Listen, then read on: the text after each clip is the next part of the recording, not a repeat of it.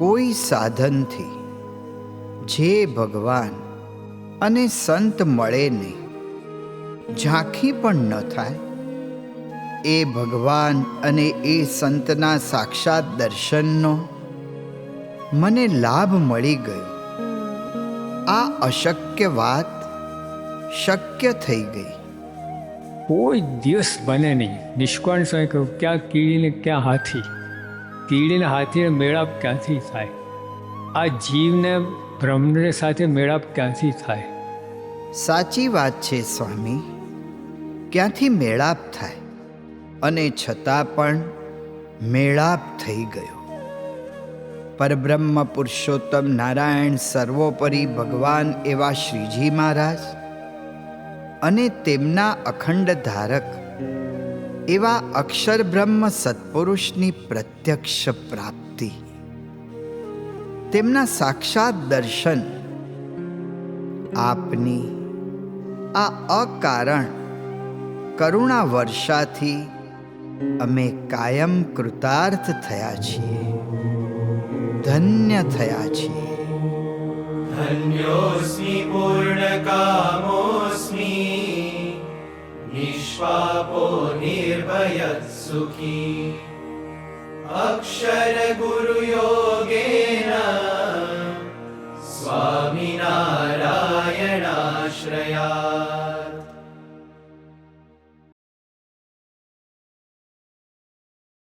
શ્રી સ્વામિનારાયણ ભગવાનની જય. અક્ષર પુરુષોત્તમ મહારાજની જય. ગુણાતીતાનંદ સ્વામી મહારાજની જય. ભગતજી મહારાજની જય. શાસ્ત્રીજી મહારાજની જય. યોગીજી મહારાજની જય. પ્રમુખ સ્વામી મહારાજની જય. પ્રગટ ગુરુ હરિ મહંત સ્વામી મહારાજની જય. સુરત અક્ષરધામ મહોત્સવની જય. પ્રમુખ વર્ણી અમૃત મહોત્સવની જય. આજની આપણી આ ઘર સભાની અંદર બધા હરિભક્તોને ખાસ જય સ્વામિનારાયણ. આજની આપણી આ ઘર સભાના વિષયની અંદર આપણે એવી વાત કરવાના છીએ કે જે લૌકિક માર્ગની અંદર અને આધ્યાત્મિક માર્ગની અંદર બંને રીતે આપણને ઉપયોગી થાય એવી વાત કરવાની છે. લૌકિક માર્ગની અંદર જોઈએ તો પરિવારમાં સંપ રહે, સુખ અને શાંતિ રહે, વ્યક્તિગત જીવનની અંદર પણ પ્રગતિ થાય, એમાં પણ વ્યક્તિગત જીવનની અંદર પણ સુખ અને શાંતિ રહે, અને વ્યવહારિક જીવનની અંદર એટલે કે ધંધા નોકરીની અંદર પણ સુખ શાંતિ રહે અને એમાં પણ પ્રગતિ થાય એવી વાત એ લૌકિક વાતની અંદર આપણને લાભ થાય એવું છે. અને બીજું આધ્યાત્મિક માર્ગની અંદર આપણા દોષ માત્ર ટળી જાય એવો આ વિષય છે. મહારાજે પુરુષોત્તમ બોલ્યા પ્રીતિની અંદર આ વિષય પણ ખૂબ સારી વાતો કરેલી છે. સત્સંગમાં અચળ પાયો થાય એનો પણ આ વિષય આપણને ઉપયોગી થાય છે. અને ભગવાન અને સંતનો રાજીપો, અંતરનો રાજીપો પ્રાપ્ત થાય, જીવ બ્રહ્મરૂપ થઈ જાય એવો આધ્યાત્મિક માર્ગના લાભની વાત આજના આ વિષયની અંદર છે. એ વિષય છે ગુણગ્રહણ. ગુણગ્રહણ એ ખૂબ મોટી સાધના છે, શૂરવીરતાનું કામ છે. પ્રમુખ સ્વામી મહારાજ આ ગુણગ્રહણ વિશે વાત કરતાં કહેતા કે દેખતા છતાં એ આંધળા થવું અને સાંભળવા છતાં બહેરા થવું. એટલે પ્રમુખ સ્વામી મહારાજ એવું કહેવા માગે છે કે કોઈના અવગુણ આપણને દેખાય છતાં એ ન જોવા, અને કોઈના અવગુણ આપણને સાંભળવા મળે તો એ તરફ લક્ષ્ય ન આપવું. એટલે કે હંમેશા ગુણગ્રહણ દ્રષ્ટિ રાખવી. અને ગુણની વાત જુઓ, બધાને ગમે છે. સત્સંગની અંદર અને વ્યવહારની અંદર કોઈના પણ અવગુણની વાત ન કરતાં જ્યારે આપણે ગુણની વાત કરીએ તે જ ગુણાતીત પુરુષોને એ પસંદ છે. યોગીજી મહારાજ પણ યોગી ગીતાની અંદર વાત કરતાં કહે છે કે મને તો 50 વર્ષ સત્સંગમાં થયા, કોઈ સત્સંગી નાનામાં નાનો હોય, થાથા થાબડા જેવો હોય, કાંઈ ન આવડતું હોય, તેનો પણ અવગુણ આવ્યો નથી. તો ગુણ ગ્રહણ જ કરવા, કારણ કે ગુણ ગ્રહણ કરવાથી આપણને લૌકિક લાભ પણ થાય છે અને આધ્યાત્મિક લાભ પણ થાય છે. લૌકિક લાભની અંદર જોઈએ, આપણે વાત કરી તેમણે આગળ કે વ્યક્તિગત જીવનની અંદર પ્રગતિ થાય છે, પારિવારિક જીવનની અંદર પણ સુખ શાંતિ રહે છે.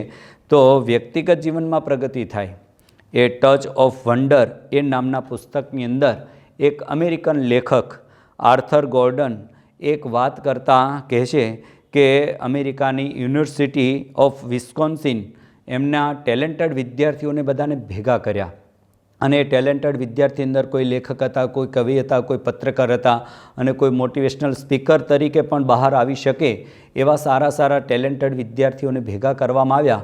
એના 2 ગ્રુપ બનાવ્યા અને એક ગ્રુપનું નામ એ સ્ટ્રેંગલર્સ એવું નામ આપવામાં આવ્યું. અને એ ગ્રુપની અંદર જે વિદ્યાર્થીઓ ભેગા થાય, લેખ લખે, કંઈક વાત કરે તો એના ઉપર બીજા બધાએ કડકમાં કડક ટીકા કરે અને એની અંદર ખામીઓ હોય એ શોધે અને પછી જેથી કરીને બીજી વખત એ ખામી દૂર થાય અને વિશેષ સારું આગળ કાર્ય કરી શકે, આવો એ લોકોનો હેતુ હતો. પર આ રીતે એ લોકોએ બીજી અપનાવી. અને બીજું જે ગ્રુપ હતું એ રેંગલર્સ ગ્રુપ હતું.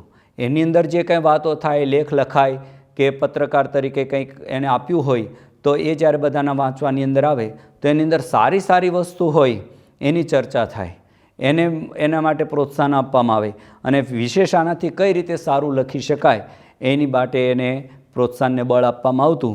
તો જ્યારે 20 વર્ષ પછી આ યુનિવર્સિટીના જે અધ્યાપકો હતા એમણે આ જે વિદ્યાર્થીઓના ગ્રુપનું જ્યારે જોયું તો જે સ્ટ્રેંગલર્સ ગ્રુપ હતું કે જે ખામીઓ શોધતું હતું ને એની ટીકા કરતું હતું ને એ જ વાતો કરતું હતું, એમાંથી કોઈએ નોંધનીય કોઈ પ્રદાન સમાજની અંદર આપી શક્યા નહોતા.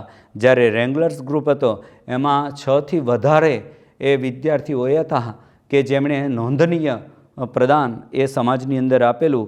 એમાંથી એકને તો દુનિયાનું શ્રેષ્ઠ પ્રાઇઝ પુલિત્ઝર પ્રાઇઝ એ પ્રાપ્ત થયેલું. તો લેખક આર્થર ગોર્ડન એ પોતે વાત કરતાં કહે છે કે મારાથી વધુ આવડતવાળા અને મારાથી વધુ સારા લેખો લખી શકે એવા સામેના ગ્રુપમાં, એટલે કે એ ગ્રુપની અંદર વિદ્યાર્થી હતા, પરંતુ મારું સદભાગ્ય એ રહ્યું કે હું એ ગ્રુપમાં નહોતો, હું બી ગ્રુપમાં હતો, જેથી કરીને મારી સારી પ્રગતિ થઈ.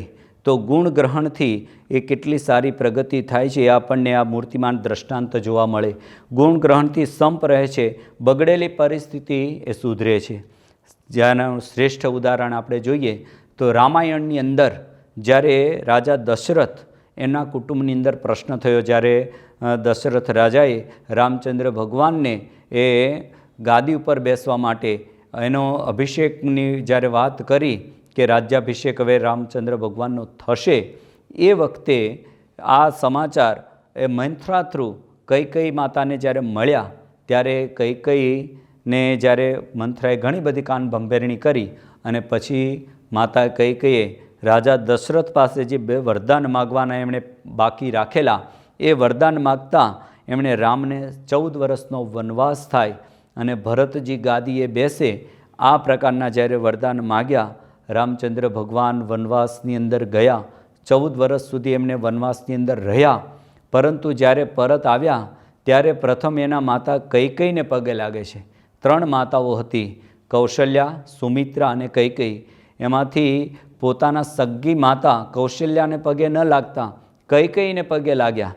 ત્યારે રામચંદ્ર ભગવાન પોતે એ વાત કરતાં કહે છે કે હે માતા, તમે મને વનની અંદર જવાની આજ્ઞા કરી, એનાથી મને ઘણા બધા લાભ થયા કે મારા પિતાનો મારા પ્રત્યે કેટલો બધો સ્નેહ છે એ મને જાણવા મળ્યું કે મારા વિયોગની અંદર તેઓ પ્રાણ છોડીને જતા રહ્યા. મારા ભાઈ ભરતનો મને મહિમા સમજાયો કે હું વનની અંદર હતો તો પોતે ગાદી ઉપર બિરાજમાન થયા નહીં, અને મારા જે સાથે મિત્રો અને વાનર સેના એ બધાનો પણ મને મહિમા સમજાયો. સીતાનું સત્ય સમજાયું કે કેવા પતિવ્રતા છે, અગ્નિ પરીક્ષા કરી છતાંય સીતા એ શુદ્ધ અને એવી રીતે રહ્યા, અને મારા ભુજની અંદર કેટલું બળ છે ભુજામાં એ પણ મને ખ્યાલ આવ્યો. વૈરીનો વેરભાવ એ પણ મને સમજાયો. આ બધું જ તમારા ચરણને પ્રતાપને લીધે એ થયું છે. તો આવી રીતે રામે જ્યારે સવળો દૃષ્ટિકોણ રાખ્યો, કોઈનો અવગુણ લીધો નહીં, તો આ રામ પરિવારની અંદર શાંતિ શાંતિને શાંતિ રહી અને બીજા કોઈ પ્રશ્નો થયા નહીં. તો લૌકિક રીતે જોઈએ તો પણ આપણને ફાયદા થાય છે, લાભ થાય છે ગુણ ગ્રહણથી, અને આધ્યાત્મિક દ્રષ્ટિએ જોઈએ તો પણ આપણને ઘણા બધા લાભ એ થાય છે. સત્પુરુષનો રાજીપો એ પ્રાપ્ત થાય છે. તારીખ 8/1/2006ને દિવસે પ્રમુખ સ્વામી મહારાજ લંડન મંદિરે વિરાજમાન હતા અને એ વખતે એક અમેરિકાના હરિભક્ત એ બાપાના દર્શન કરવા માટે આવ્યા. બાપાને જ્યારે મુલાકાતની અંદર આવ્યા ત્યારે ત્યાં સંતો ઊભા હતા. એમણે વાત કરી કે બાપા હરિભક્ત છે એ ક્યારેય કોઈના અભાવગુણની, કોઈ સંતો કે હરિભક્તો કે નાના બાળકો કોઈના અભાવગુણની વાત ક્યારેય કરતા નથી, ને કોઈની એવી વાત હોય તો એ સાંભળતા પણ નથી. ત્યારે પ્રમુખ સ્વામી મહારાજે રાજી થતાં પેલા હરિભક્તને આશીર્વાદ રૂપે એક ધબ્બો આપ્યો અને બાપાએ કહ્યું કે આપણે બધાએ, તમારે બધાએ પણ આવું શીખવાનું છે. તો સત્પુરુષનો રાજીપો થતો હોય છે. ગુણાતીતાનંદ સ્વામી એ જૂનાગઢની અંદર બિરાજમાન હતા અને એ વખતે માવા ભગત એ પોતે ઉંમરલાયક અને શારીરિક પરિસ્થિતિ એટલી સારી નહીં, એટલે આ બહારથી રીતે સેવા ના કરી શકે જે દૈહિક સેવા, એટલે બેઠા બેઠા એ પોતે ભજન કરે અને બધાના ગુણો ગાય. પરંતુ એક વખત એક મુમુક્ષુએ ગુણાતીતાનંદ સ્વામીને વાત કરતાં કહ્યું કે સ્વામી, આ માવા ભગત છે એ કોઈ સેવા કરતા નથી. ત્યારે ગુણાતીતાનંદ સ્વામીએ કહ્યું કે તેઓ તો તમારા કરતાં પણ વધુ સારી સેવા કરે છે, કારણ કે બધાના ગુણોની, હરિભક્તોના, સંતોના ગુણોની જ વાતો કરતા હોય છે. તો જો સત્પુરુષનો રાજીપો એ ગુણ ગ્રહણ કરવાથી એ થતો હોય છે. ત્રીજું છે કે ભગવાનના ભક્તના ગુણ કહેવા, તેમાંથી જીવ ભ્રમરૂપ થઈ જાય. હવે કેટલીક વાર આપણને એમ થાય કે કોઈ વ્યક્તિનો અયોગ્ય સ્વભાવ હોય, વિચિત્ર વર્તન હોય અને આપણને એમાં કોઈ રીતે ગુણ દેખાય એવી પરિસ્થિતિ દેખાતી જ ન હોય, એનો કેવી રીતે ગુણ લેવો? ત્યારે આનો જવાબ આપતા શ્રીજી મહારાજ પોતે પ્રથમના 24મા વચનામૃતમાં વાત કરતા કહે છે કે જ્યારે કોઈ હરિભક્તોનો દોષ નજરમાં આવે ત્યારે એમ સમજવું જે તેનો તો સ્વભાવ સત્સંગમાં ન ઘટે એવો છે, તો પણ તેને સત્સંગ મળ્યો છે તે પૂર્વનો અથવા આ જન્મનો એનો ભારે સંસ્કાર છે, તેથી આવો સત્સંગ મળ્યો છે એમ સમજીને એનો અતિશય ગુણ લેવો. તો એને ખાલી એ સંબંધનો મહિમા કે કોણ પુરુષ મળ્યા છે, કેવા સર્વોપરી ભગવાનની પ્રાપ્તિ થઈ છે, કેવો દિવ્ય અને અલૌકિક સત્સંગના યોગની અંદર આ વ્યક્તિ આવી ગયો છે, એટલો જો ગુણ લઈએ તો પણ મહારાજ કહે છે કે એ અને ક્યારેય કોઈ હરિભક્તોનો અવગુણ આવે નહીં. ભગતજી મહારાજનું આપને ગુણાતીત પરંપરાની અંદર આ દ્રષ્ટાંત આપણને પ્રસંગ જોવા મળે છે કે ભગતજી મહારાજ પાસે કોઈ સત્તા નહોતી, કોઈ માન સન્માન મળતું નહોતું. અને એની સામે જુઓ તો ગોરધનભાઈ કોઠારી, એમને જેટલી માન સન્માન ને સત્તા હતું એમાંનું ભગતજી મહારાજ પાસે કંઈ જ નહોતું. પણ છતાંય જ્યારે ગોરધનભાઈ કોઠારીએ ભગતજી મહારાજને કહ્યું કે જેવો તમને આનંદ આવે છે, જેવો તમને અંદર ઉત્સાહ છે, એવો આનંદ મને કેમ નથી આવતો અખંડ? ત્યારે ભગતજી મહારાજે વાત કરતાં કહ્યું, ભગતજી મહારાજ કહે છે કે આ બધાને તમે બ્રહ્મની મૂર્તિ સમજો. ભગતજી મહારાજને ઝેર આપનારા હોય, ભગતજી મહારાજનું અપમાન કરનારા હોય, એવા વિચિત્ર વ્યક્તિઓને પણ ભગતજી મહારાજ બ્રહ્મની મૂર્તિ સમજતા હતા. એટલે એમને 24 કલાક આનંદ આનંદ અને આનંદ રહેતો હતો. આ ગુણાતીત પરંપરાની આપણને વિશેષતા જોવા મળે. પ્રમુખ સ્વામી મહારાજને જ્યારે પ્રશ્ન પૂછ્યો કે આપ બધાને કેવી રીતે જુઓ છો, ત્યારે પ્રમુખ સ્વામી મહારાજે કહ્યું કે બધા જ અક્ષરધામના મુક્તો છે, દિવ્ય છે, એ રીતે જુએ છે. મહંત સ્વામી મહારાજ એ જયપુરમાં બિરાજમાન હતા તારીખ 3/12/2017 અને એ દિવસે સવારે મહંત સ્વામી મહારાજનો અલ્પાહાર પૂર્ણ થયો અને ત્યાં બેઠા હતા. એ વખતે મહંત સ્વામી મહારાજે ફરી કહ્યું કે મારો ખોરાક, એટલે કોઈને કંઈ ખ્યાલમાં ના આવ્યું. એટલે ફરીથી બાપા બોલ્યા મારો ખોરાક. એટલે સેવકે બાપાની નજીકમાં જઈને પૂછ્યું કે બાપા આપ શું કહેવા માગો છો? ત્યારે મહંત સ્વામી મહારાજે કહ્યું કે ગુણ ગ્રહણ. જ્યારે મહંત સ્વામી મહારાજ અલ્પાહાર કરતા હોય એ વખતે સંતોના, હરિભક્તોના ગુણોની વાત દરરોજ થતી હતી. એટલે બાપાએ એને પોતાનો ખોરાક, અસલી ખોરાક બાપા આ સમજે છે. તો ગુણ ગ્રહણની વિશેષતા આપણને આ ગુણાતીત પરંપરાની અંદર દેખાય અને એનાથી જ આપણના આધ્યાત્મિક માર્ગની અંદર પ્રગતિ થાય, આપણો સત્સંગની અંદર પાયો અચળ થાય, અક્ષરધામની પ્રાપ્તિ થઈ જાય. કારણ કે જીવ બ્રહ્મરૂપ થઈ જાય એટલે અક્ષરધામની પ્રાપ્તિ થઈ જાય. તો આ ગુણ ગ્રહણ એક એવી વસ્તુ છે કે જેમ હીરાનો વેપાર હોય તો એની અંદર લાભ પણ લાખો ને કરોડોમાં થાય, અને જો હીરાના વેપારની અંદર ખોટ જાય તો પણ એ લાખો ને કરોડોની અંદર ખોટ જાય. એમ ગુણ ગ્રહણની અંદર લાભ પણ એ આવો અદ્ભુત થાય કે જીવ બ્રહ્મરૂપ થઈ જાય, અક્ષરધામને પામી જાય, સત્સંગની અંદર સત્પુરુષનો રાજીપો થઈ જાય, અંતર આપણું ઠરે, આપણને જોઈને બીજાની છાતી ઠરે, એવો આ ગુણ ગ્રહણથી લાભ થઈ જાય. પરંતુ જો ગુણ ગ્રહણ ન કરીએ અને અવગુણની પ્રવૃત્તિમાં પડીએ તો જીવ નાશ પામી જાય. સત્સંગની અંદર ઉચાટ અને ઉદ્વેગ એમને મટે નહીં, અર્ધ બળેલા કાષ્ઠની પેઠે ધૂંધવાયા કરે તો આવી પરિસ્થિતિ એ અવગુણ લેનારાની થતી હોય છે.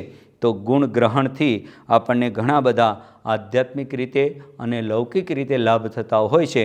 માટે ખોટનો ધંધો મૂકી અને ગુણ ગ્રહણરૂપી લાભ એ આપણે પ્રાપ્ત કરીએ અને સત્પુરુષનો રાજીપો પ્રાપ્ત કરી સુખિયા થઈએ, એ જ એમના શ્રી ચરણોમાં પ્રાર્થના. શ્રી સ્વામિનારાયણ ભગવાનની જય.